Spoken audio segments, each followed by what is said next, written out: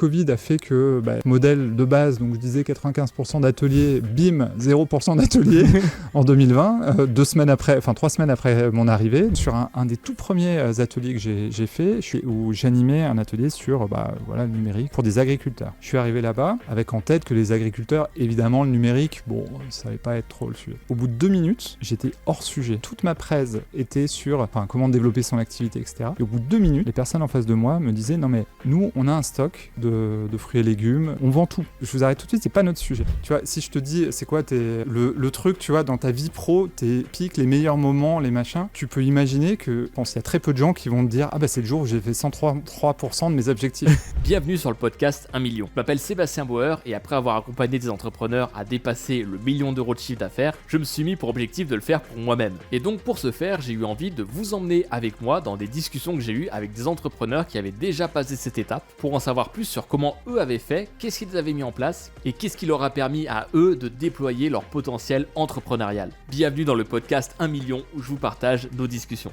Pour ce premier épisode, je reçois Sébastien Perron, c'est le directeur des Folies Web qui organise des ateliers web marketing partout en France, mais aussi en ligne avec des dizaines de webinaires chaque mois. Sébastien, il a un super parcours puisqu'il a travaillé chez Google et YouTube avant de se lancer dans cette belle aventure. Sans plus tarder, voici ma conversation avec lui. Salut Sébastien, bienvenue dans le podcast. Salut Sébastien. C'est la meilleure intro, je pense que c'était la meilleure chose pour commencer, quoi. C'est Exactement. super. Donc Sébastien, t'es le directeur des Folies Web. Ouais. Moi, c'est un événement que j'adore parce que j'en ai animé plein. Je pense que j'en ai bien animé une bonne quinzaine, peut-être même un peu plus, bonne vingtaine par le passé. En passé. tête et en plus dans les débuts, ouais. Ouais. Donc, et c'est d'ailleurs un des premiers événements un peu business, marketing que j'ai fait quand je me suis lancé à mon compte. Et je pense que ça devait être un peu les débuts des Folies Web, parce qu'avant ça avait un autre nom. C'était les Web Marketing Days, je crois. Exactement, ouais. Et c'était qu'à Lyon. Ouais, en fait, alors pas exactement. En fait, c'est né à Paris. Au départ, il y avait une boîte qui s'appelle Neo Camino où les fondateurs étaient basés à Paris, étaient dans un espace de coworking. Et eux, en fait, se sont dit, comment on fait pour trouver des clients, comme beaucoup d'entrepreneurs et beaucoup d'entre nous. Et ils se sont dit, au lieu de présenter notre offre, etc., ce qu'on pourrait faire, c'est faire un événement dans notre espace de coworking, parce que comme ça, on va apporter de la valeur. Si les mecs en face de nous trouvent bon, peut-être qu'on fera un bout de chemin ensemble, quoi, globalement. Et ils ont commencé dans leur espace de coworking à Paris. Ils ont pris la décision de bouger à Lyon. Ils se sont dit, on va faire pareil à Lyon, tout en gardant celui à Paris. Donc, il y avait 2 endroits tout à coup, et c'était le début de Folies Web, en effet, sous un autre nom qui s'appelait Web Marketing Days à l'époque. Ouais, c'est fou. Et en plus, 2016, j'ai pas envie de dire la préhistoire de cette époque-là, mais c'est vrai que tout ce qui est web marketing, tous ces sujets-là, c'était pour beaucoup, ça peut être encore nébuleux. Enfin, j'ai l'impression qu'il y a vraiment 2 types de populations. Il y a ceux qui sont vraiment en fond digital depuis quasiment le début de leur carrière, et puis d'autres qui ont peut-être un peu du mal à se raccrocher. Donc, et même les coworking, c'était quelque chose c'était pas tout à fait le début, mais ça commençait à émerger. On connaissait pas vraiment, tout le monde connaissait pas forcément ce terme. Ouais, non, complètement. Et en effet, aujourd'hui, la majorité des gens sont conscients que le digital, c'est un truc important. En tout cas, on en entend beaucoup parler. On est passé à une étape où ils se posent plutôt la question de « Ok, j'entends de partout que c'est important, etc. Mais qu'est-ce que ça peut faire pour moi, concrètement, à mon échelle ?» Parce que mon sujet, c'est pas de me dire ok, c'est hyper important, donc je dois le faire aussi, mais je suis entrepreneur ou je suis même étudiant ou autre, quoi. Qu'est-ce que ça peut faire pour moi concrètement, quoi. Ouais, clairement. Voilà, on va parler un peu de toute cette histoire parce qu'aujourd'hui, les Folies Web, ça a bien évolué. C'est une boîte à part entière, ce qui n'était pas le cas au début. Exactement, ouais, tout à fait. Et toi, tu as rejoint pour créer cette boîte. Il y a quelques années déjà. Ouais, on a commencé à se parler il y a 5 ans environ avec Adrien, Camille et JB, qui sont les associés fondateurs de Neo Camino. Et eux, en fait, donc Folies Web était un des projets de Neo Camino, mais c'était pas le cœur de ce que faisait Neo Camino. Et au moment où je les ai rencontrés par un ami commun en fait qu'on a avec Camille, Moi, j'étais en recherche du projet d'après, quoi, globalement. Ouais. Et eux, et d'ailleurs, quand on s'est vu la première fois avec Camille, on verra que c'est moi un truc que je retiens beaucoup, que c'est beaucoup des sujets de rencontres, de personnes, d'opportunités qui se font de cette manière-là. En fait, quand on s'est rencontrés, il n'y avait pas vraiment d'agenda, quoi. Ouais. Notre ami commun nous avait dit, vous allez bien vous entendre, vous êtes dans le numérique. Lui, c'est pas son domaine premier. Et rencontrez-vous. Et moi, je suis ressorti de cet échange en me disant, Camille, hyper sympa. Ce qu'ils font, c'est hyper chouette, mais bon, je voyais pas bien ce que j'avais à faire là-dedans. Et par contre, on avait parlé un moment de Folie Web, et ils m'ont recontacté quelques semaines après en me disant, tiens, sur ce sujet-là, on cherche quelqu'un pour prendre en main ce projet parce qu'on pense qu'il a encore plus de potentiel que ce qu'on fait aujourd'hui. Est-ce que toi, ça t'intéresse de passer de l'énergie là-dessus ? Et puis c'était le début de l'histoire. Ok. Petite pause. Si vous regardez ou vous écoutez ce podcast, c'est sûrement que vous faites partie des personnes ambitieuses qui savent qu'elles ont plus de potentiel, mais qui n'arrivent pas à passer correctement à l'action. Vous faites peut-être partie de ceux qui veulent lancer ou faire décoller une activité, mais qui se sentent parfois submergés par les idées ou les obligations. Si vous rêvez de construire une boîte qui est à la fois rentable et impactante, sans savoir exactement par où commencer et comment s'organiser, alors j'ai quelque chose pour vous. Avec mon collègue Axel, nous avons documenté dans un podcast privé comment franchir chaque étape d'un business. De 0 à 5 000 euros par mois, de 5 000 euros à 10 000 euros par mois, de 10 000 euros à 50 000 euros par mois, et même de 50 000 à plus de 100 000 euros par mois. Ces contenus ne sont pas des conseils génériques puisqu'on s'est basé sur notre approche concrète du terrain après avoir accompagné et conseillé des centaines d'entreprises sur chacun de ces paliers. On vous y livre des clés concrètes pour structurer votre approche, prioriser vos actions et débloquer votre potentiel pour avancer rapidement. Pour y accéder, c'est simple et gratuit, cliquez sur le lien en description de cet épisode. Ok, écoute, c'est une bonne transition parce que j'aimerais bien, avant qu'on vienne sur toute la partie Folie Web, j'aimerais bien parler un peu de ton histoire à toi, Ok. ta carrière un petit peu, ce que tu as fait, parce que tu as fait des trucs très chouettes, quoi. Ouais. Notamment, une des choses importantes, et c'est comme ça qu'on m'a présenté quand on m'a parlé de toi la première fois, c'est que tu as fait, je crois, 3 ans chez Google, 6 ans chez YouTube. Ouais, C'est ça, au total 10 ans chez Google et en effet 3 ans Google, enfin la régie publicitaire, Google Ads, etc. Et puis après 7 ans côté YouTube sur la partie contenu cette fois. Donc avec un autre enjeu, j'étais pas du côté des annonceurs, ce qui était mon cas au tout début, mais plus sur comment on fait pour avoir du contenu qui va intéresser les Français notamment sur la plateforme, quoi. À un moment où où il y avait énormément de contenu américain. Et moi je suis arrivé chez YouTube il y a 15 ans maintenant. Ouais. Donc c'est pas. C'était quoi, ce qu'est 2010, aujourd'hui. 2011, quelque chose comme ça? Ouais, il y a 2000. On est en 2000. On est en 2025. C'est ça, 2010, 2011, exactement. Ouais. Et du coup, c'était un autre moment, quoi, d'aller chercher du contenu. En français, c'était un moment où tout le monde avait en tête que YouTube c'était des chasseurs des skateboards, quoi, globalement. Et clair. C'était déjà pas que ça d'ailleurs, ça avait commencé à changer, mais du coup il y avait un enjeu d'aller chercher du contenu sport, du contenu télé, encore plus de musique, même s'il y en avait déjà, du contenu pour les enfants, jeux vidéo, etc. Ok. Alors, c'est quoi un peu ton parcours? T'as commencé comment ta carrière un peu Moi, en fait, j'ai fait... déjà, j'ai fait des études. J'ai fait une école de commerce à Grenoble, etc. Et j'ai fait 2 ans d'apprentissage parce que j'avais envie... ça m'embêtait déjà à l'époque. Je crois que c'est encore le cas aujourd'hui, mais ça m'embêtait que mes parents payent 3 ans d'école de commerce. Je trouvais ça hors de prix. Et du coup, je trouvais que l'apprentissage, c'était une bonne solution. C'était pas aussi développé qu'aujourd'hui, d'ailleurs.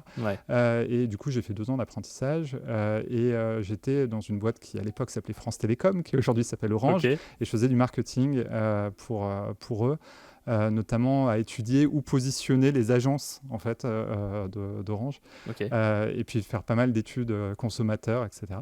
Et en fait, après, j'ai fini, j'ai cherché un job et là, je me suis dit, je veux faire du marketing parce que je me suis dit que j'étais employable là-dedans vu que je venais de faire 2 ans d'apprentissage. Et j'avais identifié 5 secteurs d'activité qui, rétrospectivement, sont pas... Voilà, mais j'avais l'âge que j'avais, qui étaient sport, culture, événementiel, médias et Internet.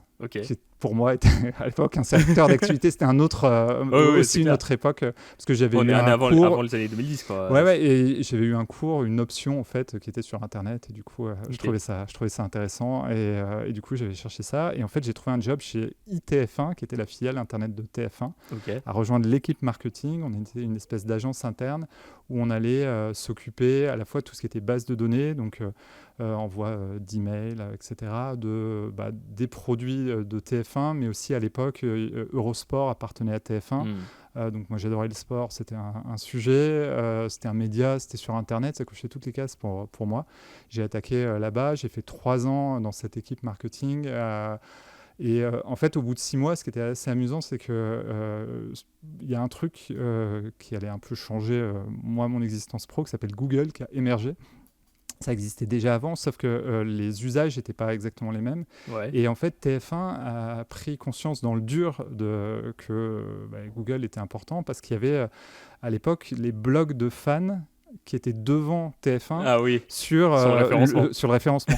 Sur à l'époque, il y avait des séries qui s'appelaient Lost. Il y avait déjà Star Academy oui. qui est revenu depuis, etc. Mais Lost, le destin de Lisa, c'est des séries qui parleront peut-être à certaines personnes. Mais et TF1 était 2e ou 3e, et il y avait des blogs de fans avant. Donc là, ils ont pris conscience que c'était pas normal et qu'il y avait un sujet. Et puis c'était parti. Du coup, j'étais le dernier arrivé. Et puis voilà, je me suis retrouvé à faire du référencement naturel, à faire du référencement payant, donc à être client de Google. Je me suis hyper bien entendu avec les gens de Google. Et puis un jour, il y a eu un poste côté Google qui s'est ouvert, et du coup, je les ai rejoints à ce moment-là. Ouais, parce qu'AdWords, je sais pas combien de temps ça existait, mais concrètement, c'était... Il n'y avait que ça. En termes de pub, moi, quand je suis arrivé, il n'y avait que Google Ads, qui s'appait AdWords à l'époque. Il n'y avait pas encore YouTube. Un an ou 2 après, il y a YouTube qui est arrivé, où on pouvait acheter de la pub, mais pas que des petits mots-clés texte, mais aussi des... Et puis, je pense que tu avais beaucoup d'échanges. Alors, je sais que c'est toujours le cas avec Google Ads ou même n'importe quelle régie aujourd'hui, mais où tu peux avoir un échange direct avec les membres de l'équipe et tout ça. Mais à l'époque, j'imagine qu'il y avait encore moins de contenu. Aujourd'hui, tu peux te former de plein de façons sur les régies pub.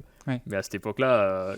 ça n'avait pas été évident d'apprendre le métier, quoi. Ouais, oui, alors c'est ça, c'est que c'était un nouveau. Il y a personne qui avait fait des études sur ces sujets-là, quoi. Ça n'existait pas en fait, et du coup, tout le monde a appris sur le tas. Il y a quelques blogs un peu niche qui disaient, on a essayé tel truc. Exactement. Il y a eu notamment en référencement naturel, il y a eu très vite des personnalités qui sont sorties. Olivier Andrieux, Olivier Dufay, qui étaient vraiment les papes à l'époque, qui ont écrit des bouquins, qui ont fait des blogs, etc. Et sur la partie AdWords, il y a eu aussi assez vite des agences qui se sont créées, qui ont été des agences qui ont cartonné parce qu'elles ont complètement désintermédié aussi des agences plus traditionnelles qui ne voyaient pas pourquoi les budgets télé n'allaient pas rester des budgets télé. Et puis voilà, quoi. Et du coup, ça a permis de faire accélérer tout ça. Ouais. Tu avais un avantage compétitif énorme quand tu maîtrisais bien ces canaux-là. Et fallait trouver les bonnes infos aussi. Mais c'est marrant parce que cette histoire un peu des médias traditionnels qui se rendent compte qu'ils sont un peu dépassés sur les réseaux par des amateurs, c'est un peu ce qui s'est repassé aussi sur YouTube, non ? Ouais, je pense que c'est deux mondes très différents qui, à un moment, ont vécu séparément et qui, ensuite, se sont rencontrés. Aujourd'hui, il y a plein de passerelles entre les deux mondes, mais il a fallu un peu de temps aussi pour comprendre que être youtubeur, aujourd'hui, on peut appeler ça des créateurs parce qu'ils sont sur différentes plateformes aussi, etc. Mais c'était un vrai métier déjà, c'était pas un truc qui était juste anecdotique, etc. Il y a des gens qui ont fait leur métier de ça, il y a des gens qui ont créé des boîtes, qui ont embauché des personnes, qui sont devenus des vrais entrepreneurs. Voilà, il y a plein d'histoires et de belles histoires qui ont eu lieu sur cette plateforme-là. Et je suis sûr que ça doit continuer sur d'autres plateformes. Moi, ça fait longtemps que c'est plus mon domaine, mais en tout cas, il y avait, comme souvent, il y avait un sujet d'être chacun sur sa planète finalement, et si on trouve des planètes où se rejoindre au milieu, c'est pas mal. Et moi, c'est par rapport à Folly Web, c'était il y a des parallèles, je trouve, dans le côté écosystémique, parce que sur YouTube, finalement, tu as 3 populations, tu as des utilisateurs, tu as des créateurs et puis tu as des annonceurs. Mm. Les trois n'ont pas les mêmes enjeux. Les utilisateurs, ils aimeraient qu'il n'y ait pas de pub du tout. Ouais, c'est clair. Tu vois, et que ça soit l'expérience, elle soit hyper fluide. Sauf que s'il n'y avait pas de pub du tout, il n'y aurait pas de créateurs, il n'y aurait pas de contenu en fait. Et si tu n'avais pas d'annonceur, il n'y aurait pas non plus de contenu du coup, parce que voilà, et un annonceur, son enjeu, c'est d'être le plus visible possible, etc. Et du coup, tu as un sujet de curseur. Dès que tu as de l'écosystème, les uns et les autres n'ont pas les mêmes intérêts, et tu as un sujet de mettre le curseur au bon endroit sur un écosystème qui par définition est hyper variable dans le temps, qui va évoluer. Chaque population va évoluer à son rythme, et c'est finalement ce que je retrouve dans Folliweb aujourd'hui. Ouais, c'est clair, on va en reparler parce qu'il y a vraiment ce côté, vous avez développé des écosystèmes locaux et en même temps global avec du webinaire, ce genre de choses. Je pense qu'on aura pas mal l'occasion d'en reparler. Chez YouTube, du coup, c'était quoi un peu tes missions? Qu'est-ce que tu as fait et comment ça se passait? Moi, je suis arrivé et j'étais en charge de tout ce qui était contenu sport et TV, justement. C'était mon fil rouge. J'avais toujours travaillé avec des chaînes de télé, des producteurs, etc. Parce que chez Google, après, je m'étais occupé de TF1, mais aussi des autres chaînes de télé, radio, journaux, etc. etc. Et en fait, quand je suis arrivé, le sujet, ça a été de se dire, je veux du contenu sportif en France, qu'est-ce qu'il faut? Donc, je suis allé voir la Ligue de foot et je leur ai dit, mettez les matchs. Ils m'ont dit, même pas en rêve. Je leur ai dit, mettez les résumés. Et puis, ils ont mis les résumés au bout d'un moment. Ça s'est pas passé en 2 secondes. Ouais, il y a eu beaucoup de... Voilà. Je suis allé voir la Ligue de rugby. On avait pas mal de choses en termes de sport extrême, typiquement, et qui cartonnaient aussi, et puis qui avaient une dimension internationale. Donc, c'était intéressant. Je suis allé voir Roland Garros, je suis allé voir ASO qui organise le Tour de France, etc. Et à chaque fois d'essayer de trouver des façons qui aient du contenu le plus intéressant possible et le mieux distribué possible pour que les utilisateurs, pour le coup, développent leur usage, qu'il y ait de plus en plus de trafic et du coup que les partenaires soient de plus en plus contents et qu'ils investissent de plus en plus d'énergie et mettent de plus en plus de contenu, etc. Et pareil pour des chaînes de télé, aller voir TF1 pour leur proposer de mettre des extraits de la Starac, etc. etc. Ça n'a pas été évident d'un peu de les convaincre justement de faire ce switch, de commencer à mettre du contenu dessus ou autre. Ça s'est fait dans le temps. Je suis resté longtemps. Et je pense qu'il y en a un qui commence à le faire, les autres commencent à regarder. Et là encore, c'est beaucoup des questions de personnes à l'intérieur des entreprises. Et il y avait quelqu'un que je peux nommer parce que ça a été vraiment quelqu'un de top dans cette histoire-là, qui s'appelle Christophe Cluzel, qui était quelqu'un chez France Télé, qui lui avait tout de suite vu l'intérêt du truc, et on a finalement commencé à faire des choses de manière à petite échelle et à démontrer l'impact pour ensuite passer à grande échelle, et France Télé ensuite a accéléré sa logique d'hyperdistribution et ça a cartonné. Et voilà, quoi. Et c'est trop aussi bien. Parce qu'il y a des gens comme ça qu'il peut se passer des choses. Ok. Et après, tu as évolué du coup sur d'autres domaines à l'intérieur de YouTube? Bon, je suis resté côté contenu, mais simplement au fur et à mesure du temps, j'ai pu évoluer et puis avoir des personnes dans l'équipe qui reprennent mes sujets et que moi je sois sur l'intégralité des contenus sur le marché français. Ouais. Ok, trop cool. Voilà. Et après cette expérience YouTube, qu'est-ce que tu fais? Eh ben, je change tout. Ouais. Non, mais globalement, j'avais un projet, mais qui était purement perso, de partir de Paris. Je m'étais toujours dit, moi je suis pas parisien d'origine, je m'étais toujours dit quand je serai grand, je partirai de Paris. J'ai fait 13 ans à Paris, j'étais parti pour 6 mois au départ, et je me suis dit 6 mois ça ira très bien, je suis resté 13 ans. Et quand j'ai eu 2 enfants à Paris, et là je me suis dit que ça correspondait à l'idée que je me faisais d'être grand et qu'il était temps de partir. Et on est venu s'installer à Lyon, et YouTube Lyon ça n'existait pas, et puis c'était pas une option pour moi d'être dans le train toute la journée, et donc du coup j'ai quitté YouTube, on s'est posé ici, et puis on a fait un deuxième chapitre professionnel. Ok. Et c'est à ce moment-là où tu as commencé Folliweb, ou tu as fait d'autres choses avant? Non, j'ai eu une période avant où on a monté une petite boîte avec une agence digitale avec 2 potes, ex d'ailleurs Google, Facebook, etc. Qui était à Lyon aussi? Qui était à Lyon, où là on a fait plein de choses différentes, et ça s'est arrêté au bout de 18 mois environ. C'était une super expérience pour moi parce que ça m'a j'ai appris plein de trucs en fait, et notamment qui m'ont été super utiles après Ouais, parce pour que Folly t'as Web. créé ta boîte, Ouais, c'est ta première entreprise. on a créé une boîte. C'était une boîte où il n'y avait pas des enjeux financiers majeurs comme plein d'entrepreneurs, tu vois, qui font des gros paris avec des gros investissements parce qu'il faut acheter, je sais pas, des machines ou je ne sais quoi. Ouais. Nous, c'était nos cerveaux et des ordis, quoi, globalement. Mais par contre, ce qui était hyper intéressant, c'est qu'on n'a probablement pas passé suffisamment de temps au début, à la fois à définir ce qu'on avait envie de faire au niveau de notre offre, tu vois, qu'est-ce qui nous bottait, et on a eu plein d'opportunités, on a fait plein de trucs très différentes, mais en fait, assez vite, on s'est rendu compte qu'il y en a un qui avait envie d'aller dans une direction, l'autre dans l'autre, etc. Et du coup, on n'avait pas suffisamment réfléchi au ciment, en fait, du truc. Et Vous aviez envie de la bosser vision, ensemble. etc. Ouais, exactement. Et en fait, c'est ça qui vous a drivé au début, mais Ouais, à exactement. terme, il manque. Ouais. On n'est pas trop défini ça. Ouais, ça. ouais. Ouais, ok. Et puis même, moi, c'était ma première expérience entrepreneuriale. C'était le cas d'une des deux autres aussi. Et du coup, tu vois, il y avait aussi le truc de se dire, qui fait quoi là-dedans. Finalement, on était assez proches, et peut-être pas suffisamment complémentaires. Ouais. Et du coup, ça m'a permis d'apprendre plein de trucs. C'est des personnes que j'apprécie vachement, ouais, je pense qu'on a fait cette étape-là. Au bout d'un moment, on s'est dit, en fait, cette aventure-là commune, elle doit s'arrêter, et puis on a repris chacun sa route, et ils sont ils ont plein de succès dans ce qu'ils font aujourd'hui, et voilà quoi. Et puis on se revoit sur d'autres choses, comme on se voyait sur d'autres choses avant, des apéros, des choses comme ça, et voilà quoi. Trop cool. Mais ouais, je comprends bien ce que tu veux dire. Moi, j'ai vécu un peu cette expérience où on veut lancer une agence, on est entre potes, on a envie de travailler ensemble. On sait qu'on peut bien fitter professionnellement ensemble. Ouais. Je pense que c'était ton cas parce que tu avais travaillé avec eux on aussi. avait un peu travaillé ensemble. Ouais. Donc en fait, tu te dis, ça coche les cases, quoi. Ça coche le fait de, on s'entend bien, je peux leur faire confiance, on a déjà travaillé ensemble, je sais qu'ils sont sérieux, etc.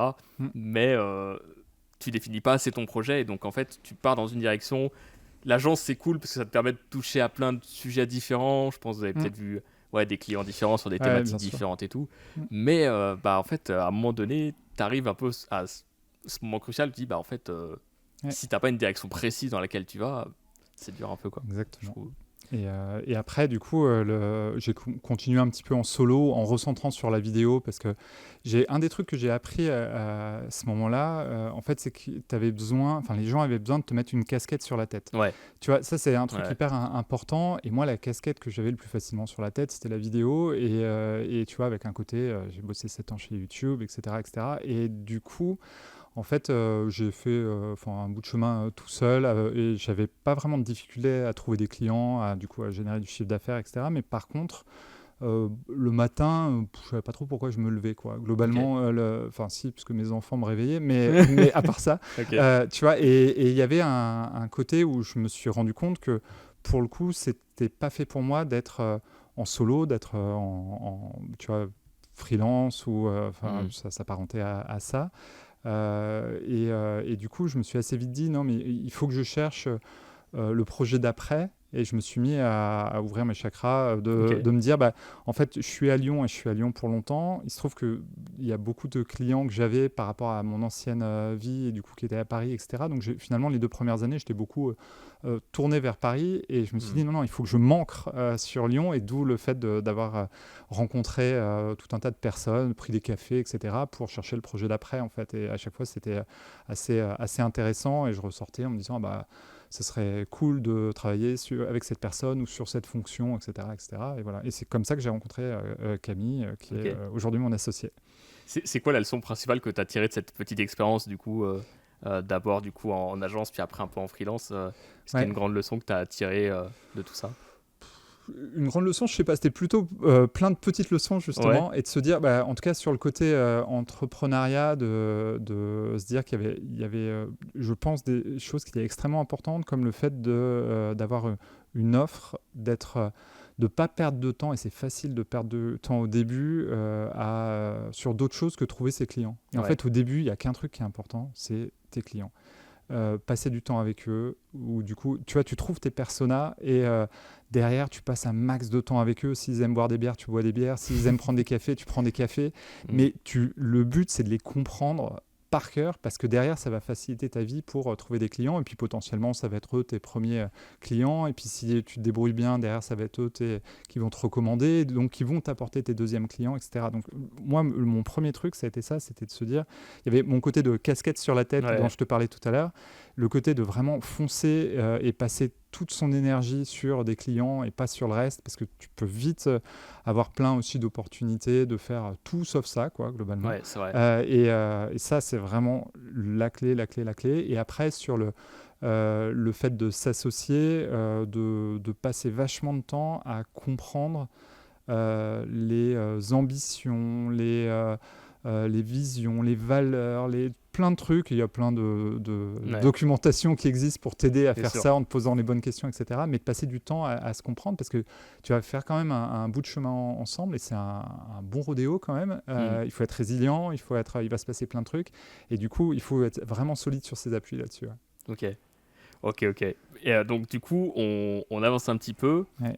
Et c'est vrai que quand on discute comme ça, qu'on prend des cafés avec toi ou avec Camille ou avec Adrien, il y a tout de suite ce côté réseau. Ah, mais je connais un tel, je peux te le présenter, etc. Qui n'est pas dans tous les milieux. C'est vrai, c'est... Ouais. Alors, réseau, mais alors, il y a des milieux où, tu vois, il faut faire partie d'un réseau parce que pour rentrer, pour faire rentrer d'un notamment réseau, le cinéma, je sais qu'à Lyon, il y a beaucoup ça, on en a beaucoup par parlé, exemple, mais là, c'est plus spontané. En particulier, Camille, c'est un truc. Moi, j'ai aussi un petit peu ça de dire, ah, mais attends, là, ça me fait, tiens, je peux te présenter un tel ou un tel. C'est naturel, en fait, il n'y a pas forcément de. Mais parce que je pense qu'on l'a fait pour nous à un moment et qu'on est content de rendre l'appareil, quoi, en quelque sorte. Et puis de se dire, moi, je suis content quand il y a des personnes qui me disent, ah, bah, telle ou telle personne, on travaille ensemble, ou on a fait un bout de route ensemble, ou machin, et du coup, c'est cool. Et moi, je me dis, ah, mais c'est trop bien d'avoir facilité ça, c'est sympa, quoi. Ouais. C'est clair. Des fois, les rencontres vont vite, comme c'était ton cas, je pense, du coup, avec FollyWeb. Ouais. Et du coup, le truc qui m'a intéressé dans FollyWeb, c'est que un des apprentissages de l'expérience d'avant, on avait travaillé pour des grosses boîtes, pour des petites boîtes, etc. Et j'étais à un moment où je m'étais dit, j'ai bossé dans des grosses boîtes et plutôt pour des gros clients, pour des grosses boîtes. À l'exception des créateurs justement YouTube. Et je me disais là, en fait, ce qui me botte maintenant, et ce chapitre nouveau que j'ai envie d'ouvrir, il est d'aller vers des plus petites structures, et notamment pour être en contact avec le décideur et d'être en contact avec le dirigeant donc, de la structure, que ce soit s'il est tout seul, tout seul, et sinon des dirigeants de petites boîtes, pour avoir un impact direct en fait, et que ça aille plus vite, et que j'ai la perception parfois, tu vois, dans des grosses boîtes, il y a un côté une lourdeur qui est un peu plus importante potentiellement, ou que ça prenne plus de temps, ou qu'il faut s'aligner, etc. Il faut convaincre un qui va convaincre un autre, il faut comprendre comment ça s'articule à l'intérieur. Et ça a plein de vertus, parce qu'une fois que ça démarre, par contre, tu as les moyens que ça démarre, fort, etc. Et ça, mais c'est vrai qu'il y a un côté parlementaire, entre guillemets, dans le truc, pour essayer de comprendre tout le monde. En tout cas, moi, à ce moment-là de ma vie pro, je me suis dit, j'ai envie de plutôt aller impacter des petites boîtes, et notamment d'essayer de prendre tout comme tu vois sur les créateurs, il y a plein de choses qu'on a repris côté YouTube, on a repris plein de trucs de la télé, typiquement des logiques de programme, enfin tu vois, où maintenant sur les réseaux sociaux, etc., tu parles de calendrier éditorial, etc. Pour la télé, ils comprennent ça, il n'y a pas de problème. C'est leur monde en fait, depuis le début, de se dire tu as des formats où tu sais que tel format il est à telle heure, que c'est tant de minutes, ou bien que si c'est une hebdo, c'est pas la même chose que si c'est mensuel ou si c'est quotidien, etc. Et tout ça en fait, c'est juste une déclinaison d'un truc vieux comme le monde qui s'appelle la télévision, quoi, ou la radio, où c'est pareil, c'est des formats éditoriaux, des formats... Et donc, il y a ce truc-là de se dire, enfin, que j'avais aussi de me dire, je vais essayer de prendre des ingrédients que j'ai trouvés dans les grosses boîtes et pour essayer de les transmettre à des plus petites, quoi, avec ma façon de le voir aussi. Et par contre, j'avais pas forcément en tête, moi, d'intégrer une petite boîte. Enfin, ça, c'était pas dans l'équation. Enfin, tu vois, je me suis pas dit, et tout comme je me disais pas, et je me dis toujours pas aujourd'hui, je veux absolument être entrepreneur, ou je veux absolument diriger une boîte. C'est pas du tout pas ton drive. Enfin, et je suis bien où je suis aujourd'hui, mais en tout cas, c'était pas ma motivation première. Ok. Donc voilà, et du coup, FollyWeb, ça cochait à fond les cases parce que tu touches plein d'entrepreneurs. Il y a un impact qui est fort parce que justement, on leur parle de numérique. J'étais content du côté écosystémique qui me parlait, je le disais, par rapport à YouTube, d'être une pièce en fait d'un puzzle. Moi, je suis content de ne pas être le puzzle, en fait. Je suis content d'être une pièce d'un puzzle, d'essayer de mettre du lien, tu vois, entre les différentes choses, d'impacter, de favoriser des rencontres, et puis en avant, quoi. Carrément. Et ça, c'était FollyWeb. Et du coup, je me suis dit, trop cool, allez, allons-y, c'est Parfait, parti. ça a coché toutes les cases. Ouais. Ok. Alors, arrivons dans le cœur du sujet sur FollyWeb. Ouais. Donc, FollyWeb, avant que tu arrives, c'est déjà bien établi sur pas mal de choses parce Carrément. que je crois qu'à l'époque, tu es arrivé en 2021 2020. Ok, ouais. La fameuse année, la fin du monde. 20 février 2020, 3 semaines après, il y a quelques trucs qui ont changé. C'est ça. Et d'ailleurs, je prospectais beaucoup avec FollyWeb à l'époque. Ouais. Et c'était un peu triste. Ça s'est tout arrêté d'un coup. J'ai vu la descente de fréquentation là-dessus. Mais du coup, à l'époque, c'était quoi? C'était plus de 40 villes où vous étiez présent, quelque chose comme ça. Enfin, il y avait déjà, vous organisez beaucoup d'événements un peu de partout. Il y en avait dans différentes villes. Je sais plus si c'était 40 ou c'était 20, mais en tout cas, il y avait déjà un noyau dur de villes. Il y avait déjà une équipe en place. Tu vois, moi, quand je suis arrivé, il y avait une personne qui s'appelle Michel, qui était j'allais dire la personne qui incarnait FollyWeb, celle qui a mis en place tout le qui était canon. Tu vois, sur le coup, je me suis dit mais quand parce que du coup elle est partie quelques mois après, et je me suis dit mince, ça va être compliqué, quoi, parce qu'elle était vraiment, elle personnifiait, elle incarnait, voilà, c'était le mot que je cherchais, elle incarnait vraiment FollyWeb. Et puis mais ça aussi, on reviendra sans doute là-dessus, mais c'est aussi des étapes, et voilà. Mais en tout cas, il y avait une équipe en place avec Michel, avec Angèle qui était une alternante à l'époque. Il y avait déjà beaucoup d'ateliers qui se faisaient, il y avait quelques webinaires. Et moi, j'arrivais avec pas en partant du tout d'une feuille blanche, mais avec quelque chose qui existait. Et quelque part, moi, rétrospectivement, je me dis que je suis plus adapté. Tu vois, on en parlait récemment avec des potes entrepreneurs. T'en as qui sont hyper forts en partant d'une feuille blanche. Moi, je pense que je suis meilleur en partant d'une feuille pas blanche. Et tu vois, il y avait ce truc-là. Et moi, ma feuille de route, c'était de le faire évoluer dans le bon sens, quoi, globalement, et d'essayer. Quand je dis le faire évoluer dans le bon sens, c'était de se dire, il y avait déjà plusieurs milliers d'entrepreneurs qui étaient sensibilisés à travers les ateliers FollyWeb chaque année, et c'était juste que ça restait, et ça reste aujourd'hui, une goutte d'eau par rapport au nombre d'entrepreneurs en France. Tout à fait. Et du coup, l'enjeu, c'était de se dire, comment tu fais pour rester une petite île dans un océan, mais tant qu'à faire, comment on fait pour que l'île grossisse un petit peu au fur et à mesure, tu vois.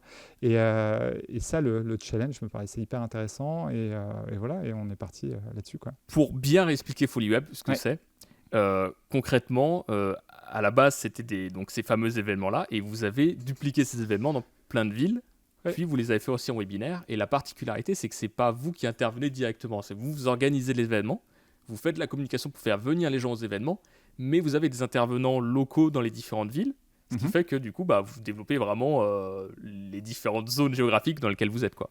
C'est un bon résumé. C'est un bon résumé. Parfait. T'as tout dit.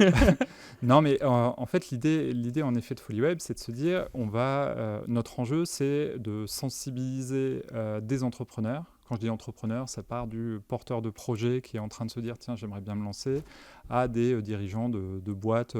Pour nous, on va dire des TPE, grosses TPE, c'est avant qu'il y ait des personnes qui soient vraiment en charge du digital dans les boîtes globalement, et de se dire comment tu fais pour leur permettre de comprendre comment se saisir de l'opportunité digitale. Et tu vois, et de se dire, en fait, c'est un monde où tous les jours, tu entends un nouvel outil. En ce moment, il faut être sur TikTok, sinon tu es un loser. TikTok, il y a 5 ans, personne ne savait ce que c'était. Et en fait, en ce moment, c'est Notion, demain, ce sera autre chose, etc., etc. Il y a plein de nouveaux trucs tout le temps qui sont tous incontournables. Ça. Ou pas. Mais en tout cas, le sujet, c'est de permettre de prendre du recul, ce qu'on essaye de faire, en tout cas, de prendre du recul, d'être hyper concret. On n'est pas dans l'inspiration, on est vraiment sur... t'es entrepreneur, t'as un besoin, et comment le numérique peut t'aider à répondre à ce besoin. Souvent, on a des thématiques et on répond à un besoin qui est fortement exprimé par les entrepreneurs, qui est de générer du chiffre d'affaires, de développer son activité. Donc, on a des thématiques autour de un site internet, les réseaux sociaux, un CRM, une newsletter, etc., etc., et de leur expliquer ce qu'ils peuvent faire, comment ils peuvent se saisir du sujet et d'essayer de les orienter ensuite, soit vers des outils, si c'est le sujet pour eux, soit vers des compétences, donc des free, des agences, et je reviendrai en effet sur notre modèle, soit potentiellement des financements, quand on est au courant de ces financements-là, soit des formations pour aller plus loin et vraiment se former une fois qu'ils ont saisi l'opportunité qui se présente devant eux. Ok. Et en fait, historiquement, donc avant 2020 et mars 2020 en l'occurrence, on faisait 95% de présentiel.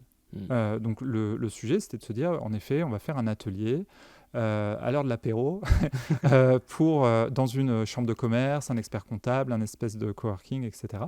Et avec des intervenants qui étaient des intervenants locaux, parce qu'on ne pouvait pas se dupliquer, Oui, on n'a pas encore le don d'ubiquité, et donc du coup, et puis ça nous paraissait vachement intéressant d'aller, là encore, mailler des écosystèmes locaux et de se dire, tant qu'à faire, la chambre de commerce ou l'espace de coworking, s'ils peuvent parler à quelqu'un qui est basé là, voire peut-être même basé dans l'espace de coworking, tu vois, c'est vachement structurant et ça peut être top.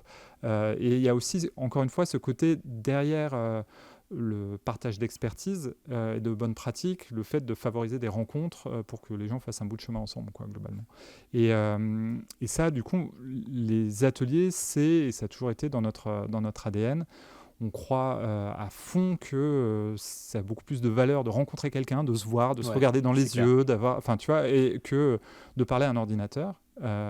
Sauf que les webinaires, c'est quelque chose qui permet de toucher beaucoup de personnes qui peuvent pas forcément se déplacer là où on a un atelier parce que l'atelier est trop loin et parce qu'on n'est pas encore capable de faire des ateliers partout en France, dans toutes les petites villes, etc. Et donc ça permet simplement de pouvoir aussi à un moment donné, par rapport au sujet, de se dire ce sujet-là, je ne suis pas forcément prêt à me déplacer pour l'aborder, mais par contre, je serais content de passer 1 heure devant mon ordi à écouter ce que la personne a à dire et des échanges qu'il peut y avoir avec les autres participants, etc., quoi. Okay. Donc, on a développé les deux. En fait, la partie webinaire, quand je disais avant mars 2020 et donc avant le Covid, on faisait 95% de présentiel, 5% de webinaire. Le Covid est arrivé, et donc du coup, comme tout le monde, on a pu faire que des choses en ligne parce qu'on était tous enfermés chez nous et puis voilà. Par contre, ça a été une opportunité aussi pour nous parce qu'on était tous enfermés chez nous donc et il y a beaucoup de gens qui s'ennuyaient et qui se sont dit tant qu'à faire regarder et se former. Exactement, tant qu'à faire je vais me former et donc du coup on a eu des chiffres qui sont inégalés même aujourd'hui. Tout le monde a pris conscience que en fait le fait d'avoir une bonne présence en ligne à ce moment-là, vu que tu n'avais plus de présentiel, c'est vrai, il y a beaucoup de boîtes qui là encore, tout à l'heure, j'ai discuté avec une boîte, ils font 4 millions et ils ont fait 0 marketing. Ouais. Sauf qu'après, forcément, tu as une étape où tu bloques pour aller plus loin. Ouais. Mais toujours est-il que tu as des entrepreneurs qui sont que des entrepreneurs du web et qui se disent il faut que je fasse tout dans le web et du coup, ils sont en concurrence avec le monde entier. Mais tu as aussi l'inverse, c'est quand tu as un cas comme le Covid, tu es dans ce cas-là, tu n'as rien préparé, parce que préparer sa présence en ligne, ça prend du temps. Donc forcément, tu as eu un boost d'intérêt. Tout le monde a vu l'intérêt tout de suite de se digitaliser, quoi. Ouais, il y avait 2 cas. Il y avait des cas de collaborateurs d'entreprise qui étaient juste dans une logique de se dire je vais me cultiver, du coup je vais apprendre des trucs, etc. Et puis après, comme tu le dis, il y avait un sujet qui était des entrepreneurs qui tout à coup, si tu avais un lieu physique, les gens ne pouvaient plus venir dans ton lieu physique. Ouais. Et en fait, il y avait 2 cas. Il y avait des gens qui avaient déjà passé le village du numérique avant et qui, par exemple, avaient collecté des adresses e-mail de leurs clients. Ouais. Ou qui étaient présents sur des réseaux sociaux et qui avaient dit à leurs clients « suivez-moi sur les réseaux sociaux ». Et dans ce cas, ils arrivaient à faire un truc tout bête qui était de parler à leurs clients. Si tu n'avais pas l'adresse mail de ton client et pas de réseau social, tu étais coupé du monde. Tu étais incapable de parler à tes clients. Ton sujet, c'était de faire en sorte de mettre une affiche sur ta devanture en espérant que tu sois dans les bons périmètres géographiques pour que la personne passe devant ton affiche. Et après, le bouche à oreille aussi un petit peu, de se dire, je me suis posé dans tel restaurant, tu vois, je suis imprimeur, je me suis posé dans tel restaurant, il y a WhatsApp qui a marché à fond, bouche à oreille, etc. Mais en tout cas, si tu t'étais numérisé avant, tu partais avec un avantage C'est incroyable clair. parce que tu étais juste capable de parler à tes clients. C'est aussi con que ça. Et en fait, il y a eu une prise de conscience à ce moment-là. Ça a fait accélérer les usages des entrepreneurs et la compréhension de la présence en ligne. Alors, dans le dur, hein, parce qu'il fallait passer par cette étape-là, tu vois, Ça, pour c'était faire vraiment, accélérer le. ouais. Et d'ailleurs, il y a eu aussi une marche forcée qui n'était pas forcément. Tout à coup, tout le monde devait créer un site e-commerce. Tu sais quoi, il y a plein de sites e-commerce où c'était pas une bonne idée de C'est sûr. les créer, où c'était une usine à gaz à faire, etc. Et Mais donc, il y c'est a le cas de aussi eu beaucoup de plein de. stratégies marketing, hein, de toute Bien façon, sûr, parce que ouais, le bien plus sûr. dur, c'est déjà quand tu connais pas du tout ce domaine, c'est d'essayer Ouais. déjà de comprendre ce qui se passe, qu'est-ce qui Ouais. existe, etc. Et parmi tout ce qui existe, savoir qu'est-ce qui est pertinent pour toi et après comment le faire à l'intérieur, quoi. Ouais. C'est ça qui est un vrai challenge. Exactement. Mm. Mais du coup, tu as en tout cas un vrai. Il y a eu une vraie accélération à ce moment-là. Et nous, côté Folie Web, on a suivi le mouvement en se disant on ne peut pas faire d'atelier. Au lieu de rien faire, on va faire des webinaires. On s'est mis à en faire beaucoup. Et avec un sujet d'être capable de structurer, tu vois, pendant toute une période, on faisait 2 webinaires par jour. Et donc, en fait, ce que ça a amené, c'est qu'on a passé des étapes où, avant le Covid, on se disait, t'as organisé un webinaire, c'est quand même un gros truc. Ouais. Et là, tout à coup, on s'est enlevé une barrière mentale, tu vois, de se dire, et tout comme, je me souviens qu'il y a eu un moment où on organisait 10 ateliers par mois, un peu partout, ou 20 ateliers par mois, et on se disait, allez, en janvier, on veut doubler. On se disait, mais c'est impossible de doubler, etc. Et en fait, c'est juste que à un moment, tu te mets aussi des barrières mentales et de se dire, au lieu de se dire que c'est impossible, qu'est-ce qu'il faut pour y arriver et quels sont les ingrédients qu'on doit mettre pour parvenir à ça. Et tu vois, si tu as un Everest à franchir, il n'y a personne qui monte du premier coup. Tout le monde fait des paliers. Tu vois, tu as des paliers où tu te détends, tu regardes si l'altitude, tu tiens le choc, etc. En fait, sur un projet, quand c'est un gros projet, c'est pareil. C'est de mettre des paliers, en fait, et de se dire, tiens, je vais atteindre ce niveau-là, puis ce niveau-là, puis ce niveau-là.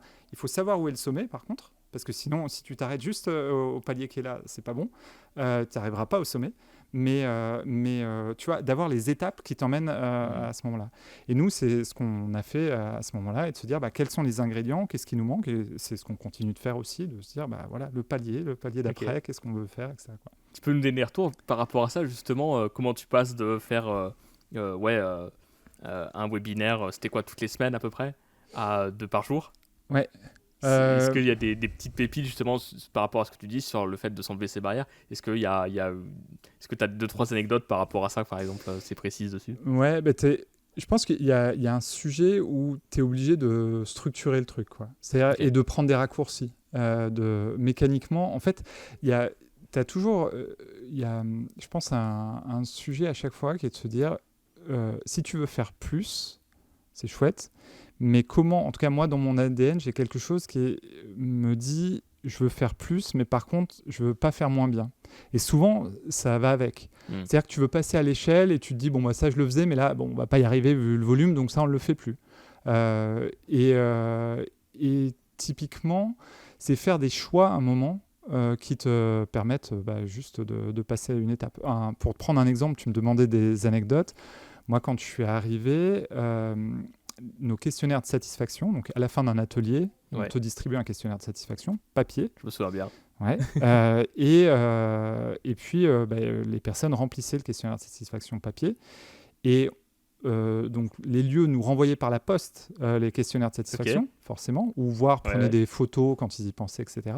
Et après, il y avait quelqu'un qui, à la main, rentrait toutes les informations. Et ça, évidemment, si c'est quelqu'un qui écrit comme moi j'écris, t'es sûr qu'elle allait se planter en plus sur l'adresse email ou sur le numéro de téléphone. Donc, de toute façon, il y avait un degré qui était pas le bon. Donc, moi, quand je suis arrivé, en plus, moi, je venais, 10 ans de Google, etc. Je me suis dit, mais ça, c'est pas possible, on peut pas faire ça. Mais en fait, je me suis aperçu d'un truc qui était, là encore, tout bête. C'est que si on passait avec un questionnaire en ligne, ce qu'on a fait, tu avais beaucoup moins de monde qui remplissait ton questionnaire. Ok. Parce qu'il y avait une barrière d'un coup Mais parce que quand tu as un formulaire moins papier, concret. que tu as quelqu'un qui donne le formulaire papier et qui te dit vas-y, réponds en 3 minutes, je fais une pause et réponds en 3 minutes, bah les gens ils remplissent le formulaire papier. Ouais. Et du coup, quand on faisait un atelier, tout le monde remplissait le formulaire papier. Alors ça nous prenait du temps à mettre ça dans notre base de données, etc. Parce qu'ils nous disaient je veux tel bon plan. Et tu vois, nous, il fallait qu'on... Maintenant, avec l'IA, d'ailleurs, on pourrait sans doute faire mieux. Il y a sans doute des tests à faire. Mais tu vois, il y avait un côté de se dire, tu arrives avec ce sujet-là et de se dire comment je fais mieux et aussi quels sont les impacts. Parce que généralement, c'est pas binaire, tu vois. Il n'y a pas un côté blanc-noir et de se dire tiens, je vais changer ça parce que c'était vraiment mal fait avant moi. Non, il y a souvent des effets secondaires et du coup, ça vaut toujours un peu le coup de prendre le temps de se dire tiens, si je change telle ou telle chose, voilà. Qu'est-ce que ça impacte en cascade Et un autre exemple, sur un des tout premiers ateliers que j'ai fait, je suis allé, on a un partenaire qui s'appelle Serre France. Je suis allé dans les Hauts-de-France, à côté de Lille. De Lille, j'ai encore fait 2 heures de route. J'avais un atelier où j'animais un atelier sur le numérique, ce qu'on fait pour des agriculteurs. Moi, je suis arrivé là-bas, j'avais bien préparé mon truc. Et je suis arrivé là-bas avec en tête que les agriculteurs, évidemment, le numérique, ça n'allait pas être trop le sujet. Au bout de 2 minutes, j'ai juste dû refermer ma présentation parce que j'étais hors sujet. Tu sais, c'est comme quand tu fais un oral et t'es hors sujet. J'étais totalement hors sujet parce que moi, toute ma presse était sur comment trouver des clients, enfin, comment développer son activité, etc. Et au bout de 2 minutes, les personnes en face de moi me disaient, non mais, nous, on a un stock de fruits et légumes ou de viande, de bétail, etc. On vend tout. Donc c'est pas ça notre sujet. Nous, je vous arrête tout de suite, mais ils étaient très sympas, hein, mais c'est juste, je vous arrête tout de suite, c'est pas notre sujet. Si le numérique peut faire quelque chose pour moi, pour me faire gagner du temps, pour pas, tu vois, il y a quelqu'un qui me disait, moi, si tu fais en sorte que les gens viennent à ma ferme pour acheter, au lieu que j'aille prendre froid sur les marchés tous les week-ends, là, je vais t'écouter. Mais par contre, me dire comment développer mon activité, je vais pas acheter le champ du voisin demain. Je vais pas acheter le champ du voisin demain, tu vois, et du coup c'est pas mon sujet. Et en fait ça m'a quand même appris un truc qui était hyper important, et depuis on a appris aussi là-dessus. C'est déjà un peu d'humilité, tu vois, de se dire, se renseigner 3 minutes. C'était une de tes premières présentations. Ouais, ça faisait partie des toutes premières, en tout cas sur cette cible-là, c'était la toute première. Et en plus, ce qui était hyper marrant, c'est qu'au bout de 5 minutes, il me montrait des applis. Donc du numérique bien développé pour le coup, où leur vache avait un collier et machin, et sur leur appli, ils voyaient quelle était la température de leur vache, etc.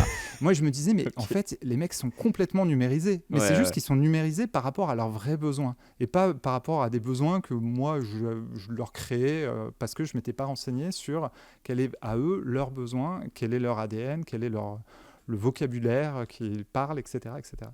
Donc ça, c'est une super leçon pour moi, tu vois, de me dire comment on arrive en étant pertinent, comment on répond à des besoins. Et en fait, c'est jamais un besoin en vrai, de créer un site internet. Non, ouais. C'est qu'un outil. Personne ne se réveille le matin en se disant je veux créer un site internet. Les besoins, c'est développer son activité, c'est gagner du temps, c'est recruter les bonnes personnes, c'est je sais pas quoi, faire mon admin, c'est le moins de temps possible et machin. C'est des besoins, tu vois. Mais le reste, c'est des outils pour répondre aux besoins et pas faire l'inverse, tu vois. Et ça, c'est quelque chose qu'on a appris assez vite et qu'on essaye de mettre, on n'est pas encore parfait, hein, mais qu'on essaye de mettre en termes d'ingrédients dans tout ce qu'on fait aujourd'hui au FoliWeb. C'est marrant parce que dans le marketing digital, il y a vraiment, je trouve, 2 grandes catégories où il y a ceux qui vont être intéressés un peu par le côté un peu outil, tu vois, comment on utilise tel outil, tel réseau, parce qu'ils en ont beaucoup entendu parler. Et puis il y a les autres qui sont là, moi je veux trouver des clients, point, tu vois, ou alors je veux aller plus vite, ou faire en sorte qu'ils viennent à moi, ou autre genre de choses, et du coup qui mettent un point au truc et qui disent je veux juste ça. Alors qu'en fait, le marketing digital, c'est toute une série d'étapes et de choses à mettre en place petit à petit, quoi. Donc comment vous faites un peu l'arbitrage entre ce côté où il y en a des personnes qui veulent vraiment quelque chose très direct, et en même temps il faut les éduquer sur le fait en fait il y a d'autres étapes, il y a peut-être des choses à mettre en place avant, et ceux qui sont plus attirés par le côté outil, mais en même temps il faut que ça serve leur but, parce que des fois on est attiré par des outils parce qu'ils sont à la mode, alors qu'en fait c'est peut-être pas forcément pertinent, quoi. Ouais, bah, c'est une bonne question. Bah, ça, typiquement, c'est le travail de Guillaume dans l'équipe. Guillaume, tu vois, c'est notre responsable éditorial et il y a qui est on le juste voit pas à là, la à caméra. côté, exactement. Et en fait, il y a un sujet de se dire comment je mets en place le bon format par rapport aux bons besoins. Et typiquement, on a un premier point, dès qu'on adresse un sujet, il y a toujours une première partie sur les objectifs, pourquoi je le fais, tu vois, te poser des questions de prise de recul, quoi, globalement, avant de rentrer dans les outils. Et bien souvent, on ne rentre pas dans le détail des outils de base. C'est pas un cours. C'est pas un cours sur comment, je sais pas quoi, citer sur LinkedIn, souvent il y a des questions dès le début dans le chat sur combien de hashtags il faut mettre sur un post, tu vois.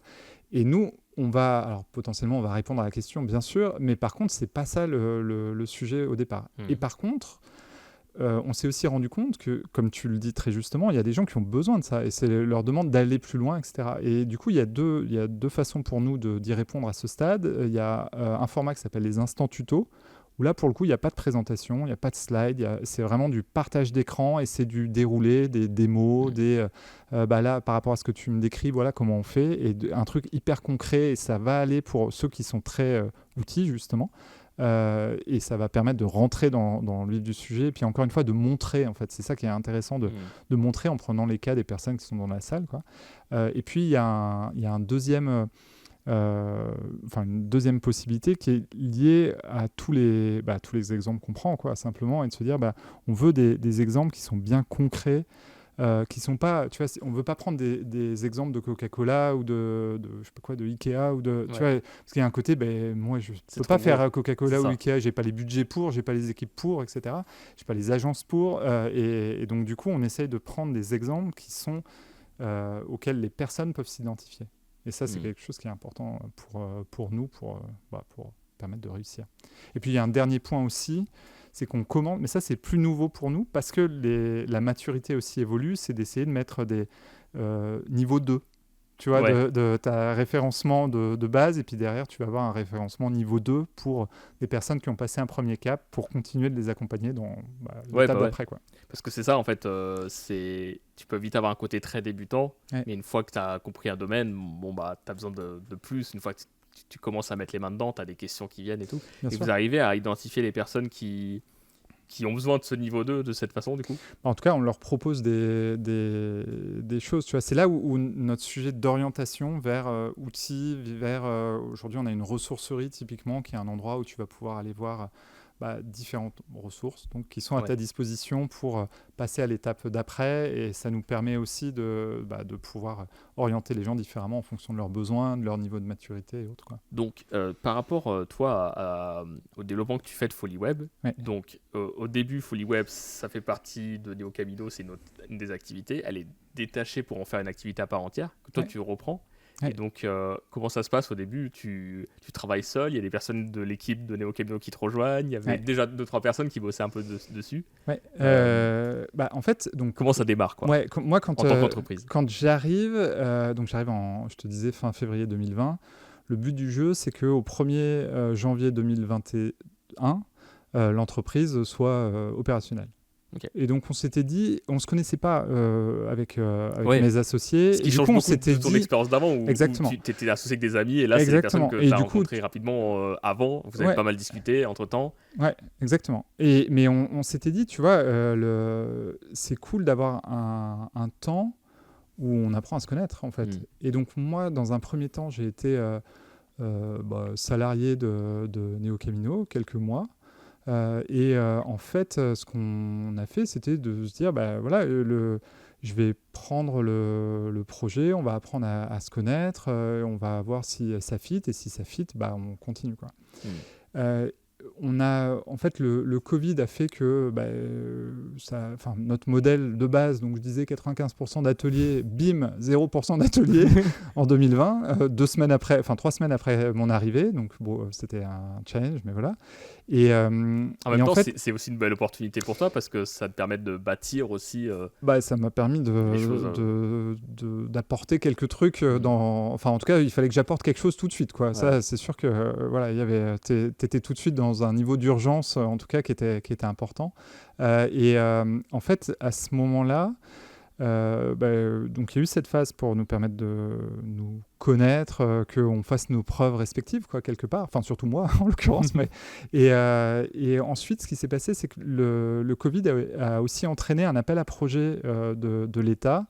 Et là, on s'est dit, en fait, on n'arrivera pas à tout faire. Et on va, du coup, décaler l'ouverture de la nouvelle structure pour se focaliser sur la réponse à cet appel à projet, parce que ça peut être structurant, ça va complètement changer la face de la boîte et du projet si on l'a ou si on ne l'a pas. Et donc, du coup, concentrons-nous là-dessus. Tu vois, j'en reviens à ce que je disais tout à l'heure, de d'abord se focaliser sur l'activité, enfin le business, et le reste, c'est... Enfin ouais, c'est de l'ingénierie juridique, machin, mais c'est pas le cœur du sujet, ça doit pas l'être, quoi. Parce que de toute façon, si on avait perdu cet appel à projet, enfin si on l'avait pas eu plutôt, on l'aurait pas perdu, mais si on l'avait pas eu, on parlerait pas du même dimensionnement d'équipe. Il se trouve qu'on a remporté cet appel à projet, on a été double lauréat sur 2 pans de l'appel à projet, c'est un appel à projet de l'État dans le cadre du plan France Relance en réponse au Covid. Ok. Donc ça consiste en quoi concrètement Ça nous a permis, donc c'est ce qui s'appelle les formations France Num, où en fait tu as 2 briques. Tu as une brique sensibilisation, qui est globalement, nous, quelque chose qu'on faisait déjà. Donc on a présenté FoliWeb, et du coup il y a FoliWeb qui a été lauréat de cette brique-là, parmi d'autres, hein, on n'est pas les seuls en France. Et il y avait un deuxième pan qui était des accompagnements actions. Donc là c'est des formations, mais plus restreintes, on va dire, pour faire passer une étape à l'entrepreneur, ciblé sur des entrepreneurs qui existent depuis au moins 2 ans, au moins 15 000 euros de chiffre d'affaires. Donc tout à coup, tiens, on se disait, c'est pas le gros de notre cible, il y a une nouvelle cible à aller chercher. Par contre, on sait faire, leur parler de numérique, etc. C'est pas les mêmes formats, il va falloir qu'on fasse évoluer nos formats. On va pas communiquer de la même façon, etc. On a plein de trucs à apprendre, mais en tout cas, on a aussi des choses à faire valoir. Et donc, on a répondu à cet appel d'offres. Ça nous a permis de bâtir un programme qui s'appelle Tous en ligne maintenant, en partenariat avec plusieurs acteurs, dont l'AFNIC, qui est notre partenaire, cofondateur historique, etc., et qui est d'ailleurs le chef de file de ce projet-là. Tu vois, dans l'appel à projet, on a répondu ensemble. Parce que vous avez toujours gravité, les FoliWeb, je me souviens, il y a toujours eu plusieurs partenaires qui permettaient aussi de financer, de développer la visibilité, d'amener du monde. Tout à fait. Et ça, en fait, du coup, ça a fait que ça a retardé d'1 an la création de la structure. Donc, on s'est créé opérationnellement au 1er janvier 2022 au lieu de 2021. Mais par contre, ça a permis d'avoir un dimensionnement différent et d'aller plus vite sur un des sujets. Moi, quand je suis arrivé, le premier truc que j'ai dit, c'est que il y avait pour moi un enjeu à développer FoliWeb, mais aussi qu'il y avait toutes les briques pour développer de la formation.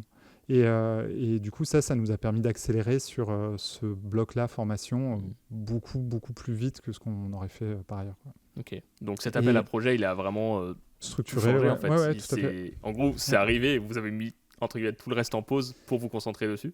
Enfin, tout le reste. Il y avait les FoliWeb et le quotidien au-delà de l'opérationnel quotidien, effectivement. Oui, tout à fait.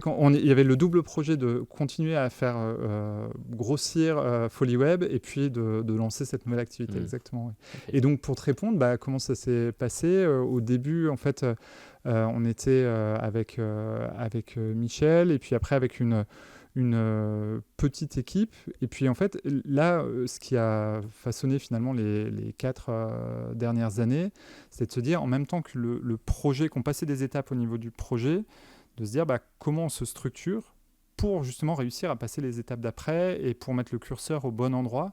Donc ça veut dire, tu vois, tout à coup, tu te dis, tiens, je peux embaucher une personne.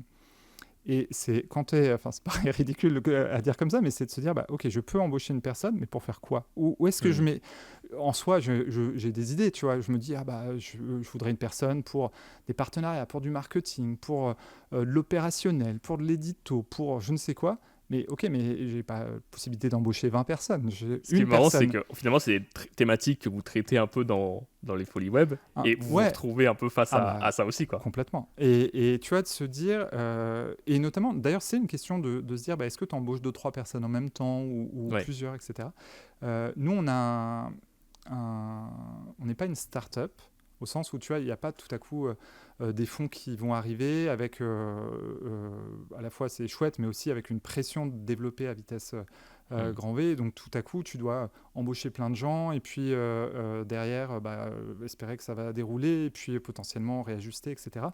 Nous, c'est pas notre modèle économique. On a un modèle qui est un modèle d'entreprise plus traditionnel, on va dire, qui était plus âgé en tout cas, et tu vois, et où on se dit, à chaque fois, on a intérêt à, en fait, embaucher petit à petit.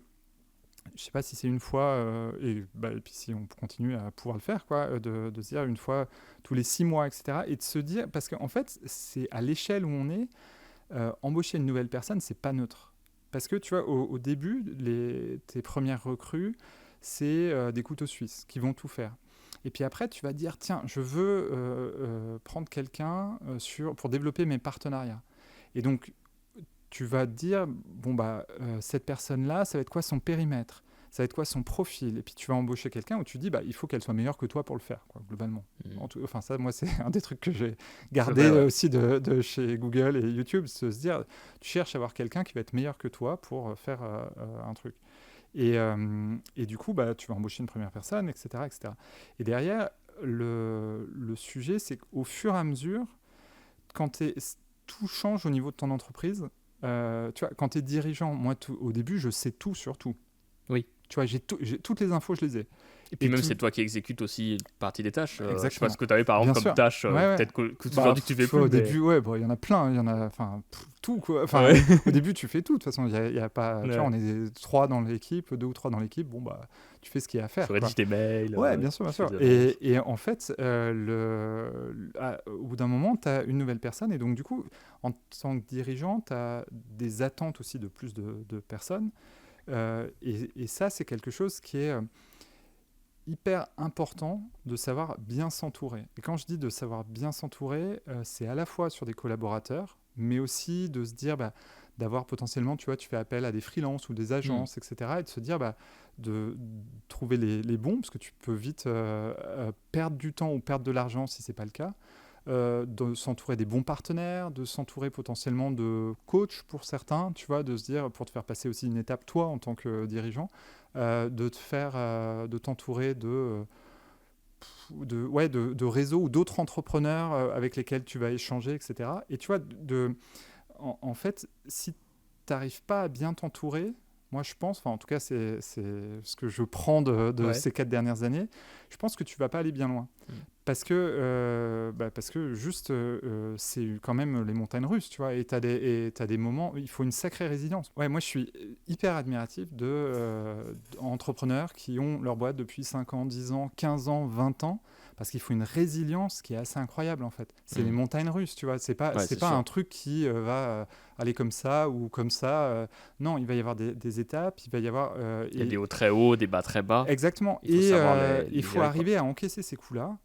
Et après, ça va dépendre aussi des personnalités des uns et des autres. Moi, quand je dis savoir s'entourer extrêmement bien, c'est parce que moi, je sais que tout ce qui va autour de l'humain est hyper important pour moi.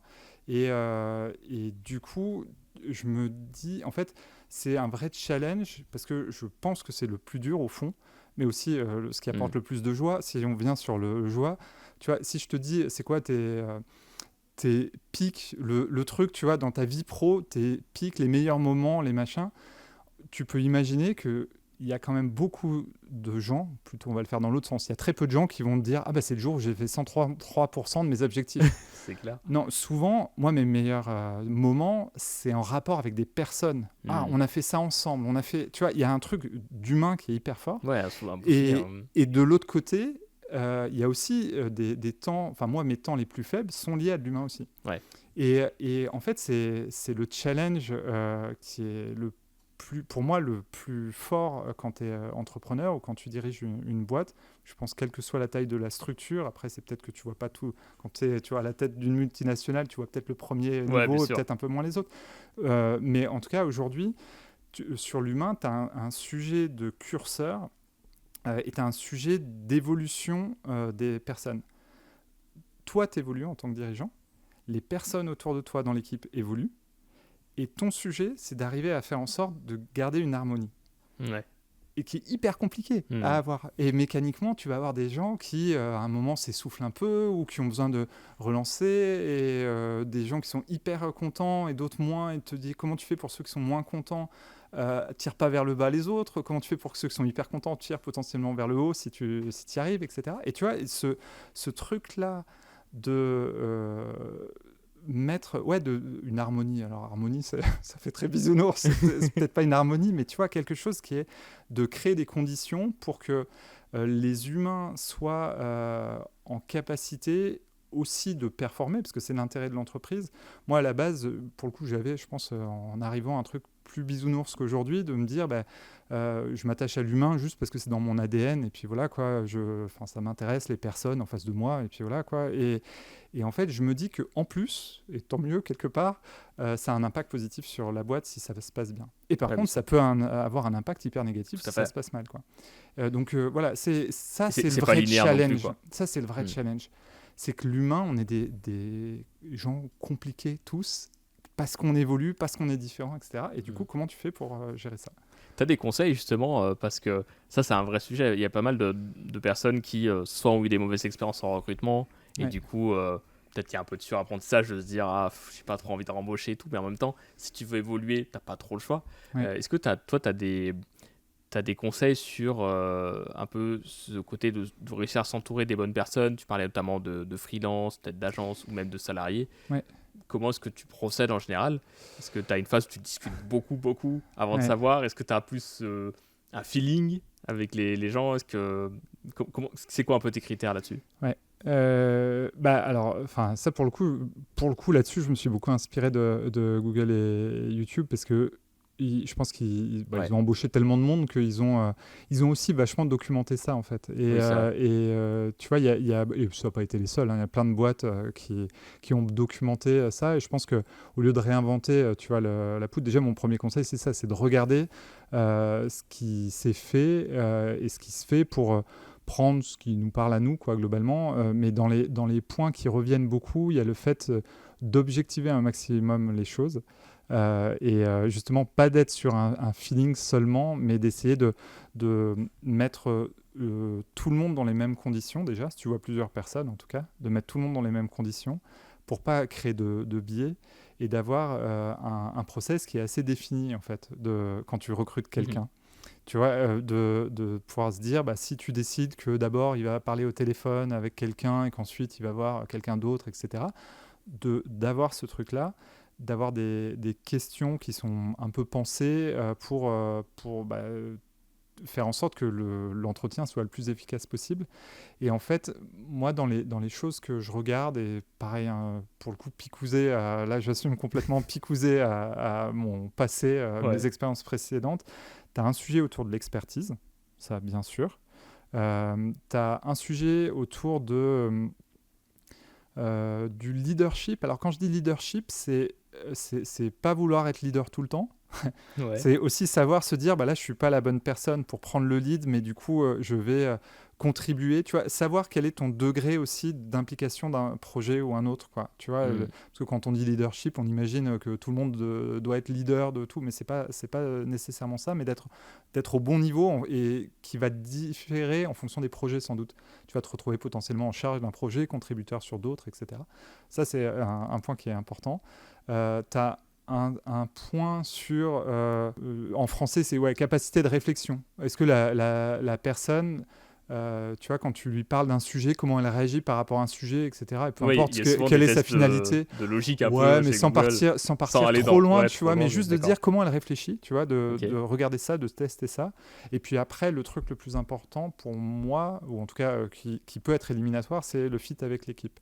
Si je projette pas la personne dans l'équipe, et là encore, ça ne veut pas dire que j'ai pas fait des erreurs sur le truc, bien évidemment. Bien sûr. Mais en tout cas, c'est les 4, tu vois, leviers les 4 points que je regarde en particulier.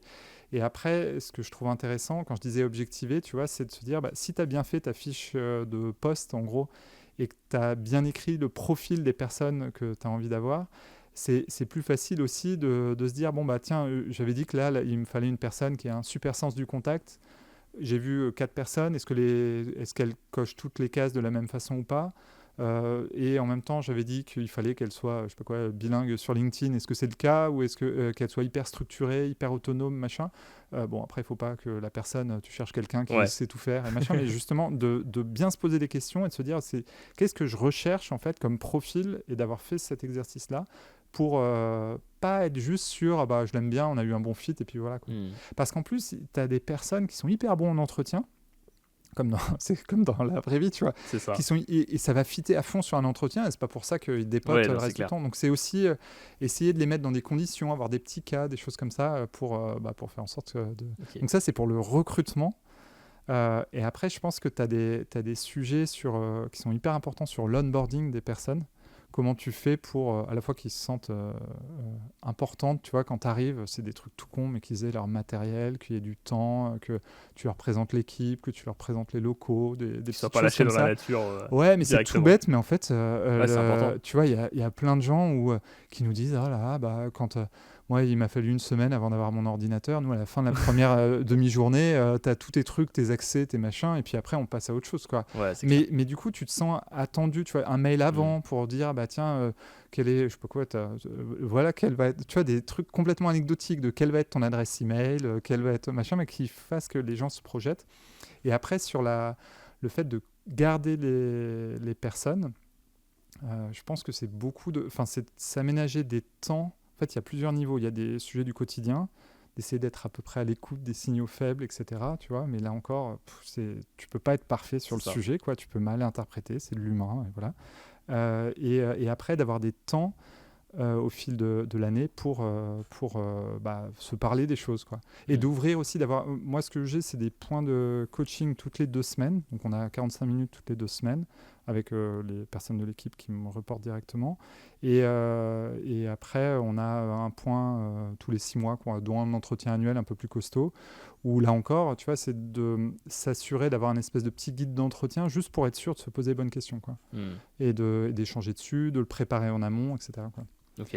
Donc c'est assez... Enfin, je pense qu'il y a un mix entre du fit et quand même de la structure, parce que ça te permet de faire émerger les choses aussi plus facilement, je pense. Ouais, tu cadres plus, tu as moins de chances de te tromper ou de rater, et puis ça peut arriver là-dessus, mais au moins tu as le côté fit, déjà, est-ce qu'on s'entend bien, c'est important, et tu as quand même vérifié plein d'aspects que tu as validé, quoi. Carrément.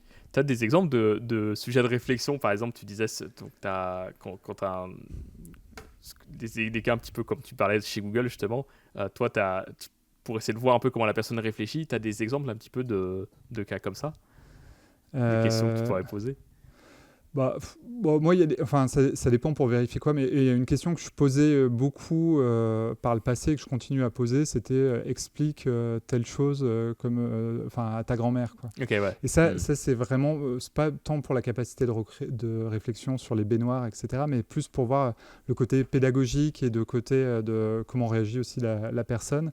Notamment est-ce qu'il va employer des mots que personne comprend, ou est-ce qu'il va vraiment réussir à se mettre à la hauteur de sa grand-mère. Et tu vois, mais ça m'arrive hyper souvent d'interrompre la personne et de se dire, mais ta grand-mère, elle comprendrait là ce que tu lui dis?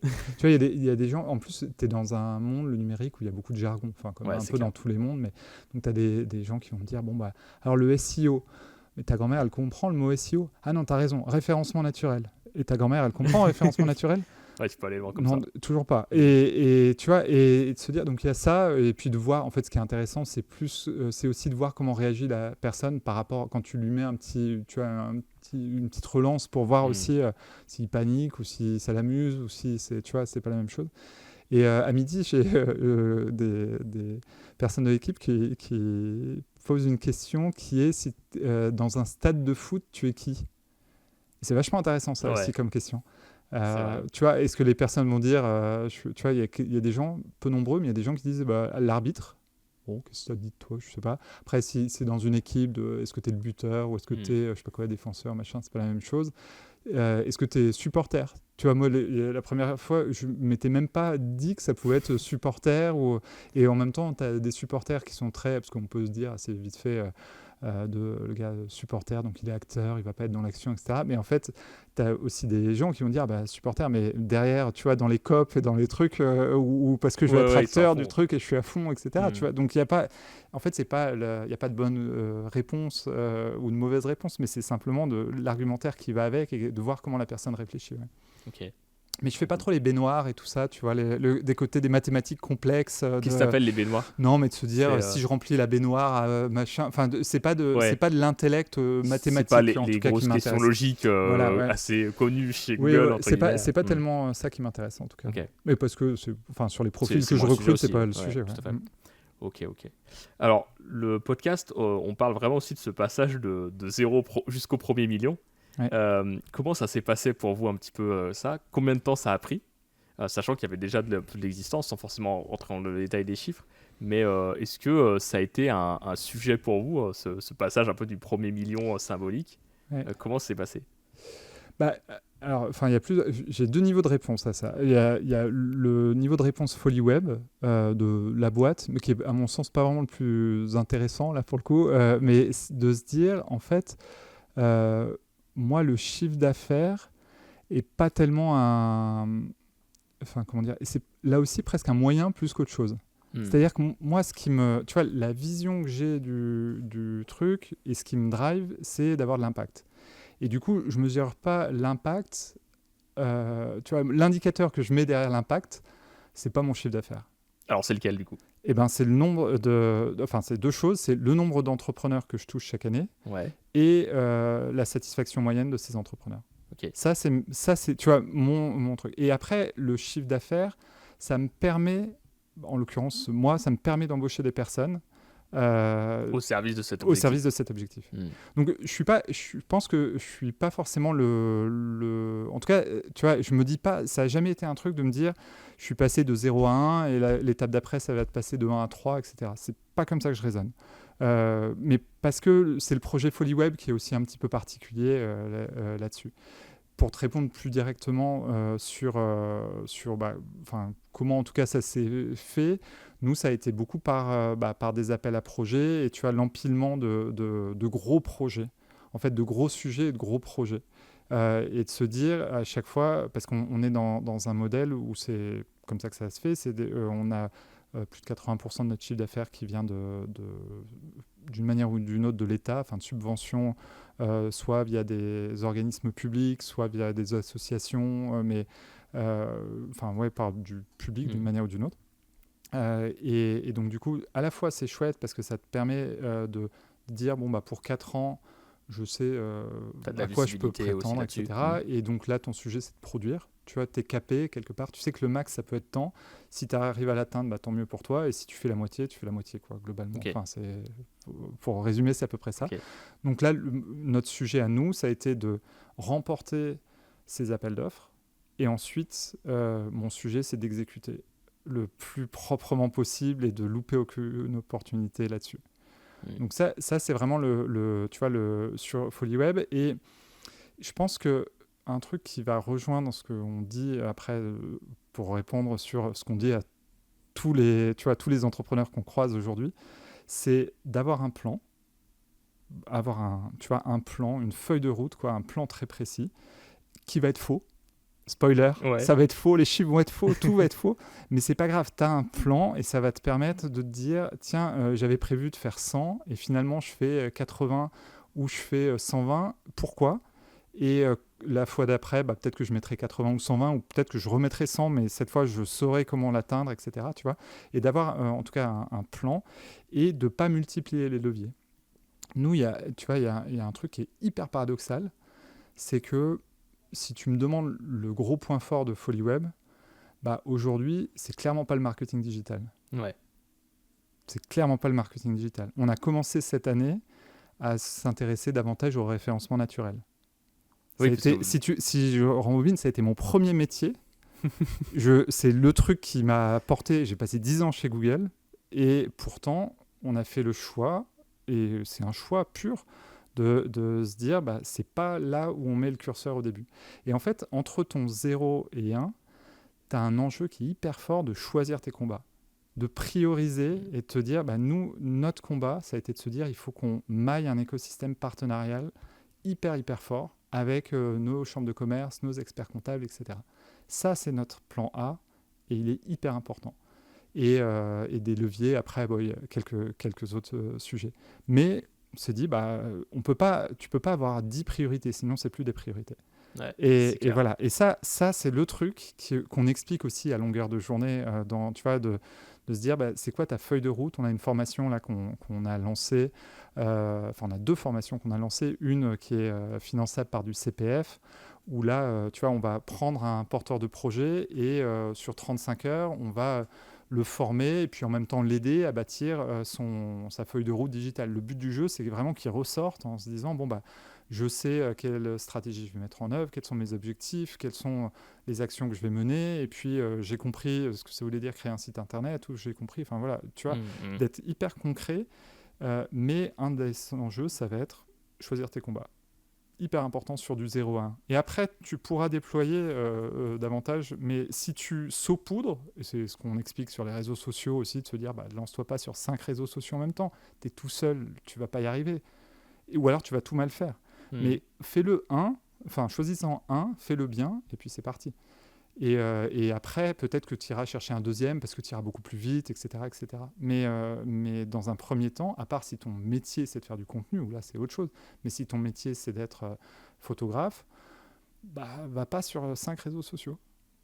Tu vois. Et là, c'est appliquer ça nous-mêmes pour le coup. Ouais, c'est sûr. Mais c'est un point très important que tu dis, parce que l'intérêt de comprendre le marketing digital, c'est de savoir ce qui existe et ce qui est pertinent pour toi, et aussi de décider consciemment d'y aller ou de ne pas y aller en fonction des canaux qui existent. Exactement. Et c'est beaucoup plus dur de décider de ne pas y aller après avoir suivi un contenu, peut-être même un webinaire ou autre. Tu peux te dire c'est génial, mais dans mon cas, je pense que c'est pas le bon moment, ou il faut pas y aller maintenant ou autre. Et c'est pas facile à faire, parce que tu peux vite être tenté, si tu traînes sur YouTube, tu commences à avoir des recommandations de telle stratégie, tel réseau, telle nouveauté à mettre en place, etc. Même quand tu fais du réseautage, forcément, quand tu commences à parler un peu de ton business, il y a toujours quelqu'un qui va dire mais t'as pensé à faire ça, ou aller sur tel réseau, ou ça marcherait bien pour toi. Et ton cerveau, il adore ça, il adore la nouveauté, et tu dois te dire non, il faut que je fasse mon truc, il faut que je le fasse à fond, parce que sinon j'ai que les miettes, quoi. Et je trouve que c'est l'un des points les plus durs finalement. Tu vois, pour concrétiser ça, moi au tout début, alors là je le fais plus trop, et mon équipe m'entend plus trop dire ça, mais au tout début, je disais quand j'animais un atelier sur LinkedIn ou sur Instagram, il y a des gens qui, au bout de 5 minutes dans le chat, où je leur disais moi, en fait, au bout de 5 minutes, de se dire, là, on vous a parlé des objectifs, et où on vous a dit que LinkedIn, ça sert essentiellement si vous voulez faire du B2B, vous adresser à des professionnels, etc. Si ce n'est pas votre cas, et que vous voulez quitter le webinaire, allez-y. Moi, j'aurais rempli mon contrat. C'est-à-dire, si en 10 minutes, j'ai rempli mon contrat de vous faire comprendre que c'est pas là où il faut mettre mon énergie, j'ai rempli mon contrat. Et je vous ai fait gagner 50 minutes, super. Et peut-être même beaucoup plus. Et peut-être, en effet, beaucoup plus, tu vois. Et ça, je pense que c'est vraiment un point qui est important. J'ai écouté un podcast ce matin où intervenait quelqu'un qui s'appelle Aurélie, qui est PMM chez Conto. Donc elle fait du marketing dans une super boîte, etc. Et elle parlait des personas, mais elle parlait des anti-personas. Les anti-personas, Et c'était hyper intéressant, parce que de se dire, en fait, il faut aussi expliquer à tes équipes de vente, à tes équipes qui communiquent, quelle que soit la manière dont ça s'appelle au sein de ton organisation, les gens que tu veux pas toucher, ou que tu peux pas encore toucher. Peut-être que tu les toucheras dans 6 mois ou dans 1 an, mais de se dire, là, on n'est pas prêt, en fait. Et c'est pas grave. Donc, cherchons pas à les toucher pour l'instant, parce que c'est pas le sujet. Et ça crédibilise vachement ton propos. C'est une technique où moi, je fais beaucoup de copywriting, et c'est une technique qui revient souvent. C'est justement de qualifier ou disqualifier les gens. Personne ne perd de temps. Et ça montre que oui, objectivement, ce que tu fais, c'est pas forcément pour tout le monde. Et ça crédibilise ton propos. Donc, tu as tout à gagner à faire ça. Tu gagnes du temps, et les gens qui vont vraiment te suivre, ils savent pourquoi ils sont là, quoi. En tout cas, merci beaucoup pour ce partage d'expérience. Je sais pas si tu as peut-être des dernières choses à nous partager là-dessus. Non, écoute, c'est quoi ton meilleur conseil un petit peu que tu as reçu ces dernières années, ou que tu as envie de partager? Mon meilleur conseil, bah, je le disais, mais c'est pas grave, la répétition fixe la notion, paraît-il, c'est savoir s'entourer, quoi. Ok.